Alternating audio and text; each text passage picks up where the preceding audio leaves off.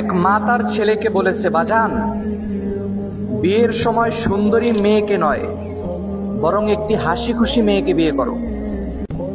Because তুমি যখন সারাদিন পরিশ্রম করে ঘরে ফিরবে, তোমার স্ত্রীর হাসি মুখ দেখে তোমার সমস্ত কষ্ট দূর হয়ে যাবে। আল্লাহু আকবার, কত সুন্দর একটি কথা। দেখবেন যে সমাজের মধ্যে সুন্দরী স্ত্রী অনেকের আছে, কিন্তু ঘরের মধ্যে শান্তি নেই। এমন স্ত্রী থাকা জরুরি, সুন্দর না হলেও চলবে, কিন্তু তার মুখে অলওয়েজ হাসি থাকতে হবে, যেন তার হাসি দেখে আমার সমস্ত কষ্ট দূর হয়ে যায়। এটাই হচ্ছে সব থেকে বড় কসরত। আমি আল্লাহর কাছে সবসময় দোয়া করি, আল্লাহ, আপনি আমার জীবনে প্লাস আমার ভিডিও যারা দেখে আমার ভাইদের জীবনে আপনি এমন একজন স্ত্রী দান করেন, যার হাসি মুখ দেখার সাথে সাথে দুনিয়ার সমস্ত ক্লান্তি দুর্দশা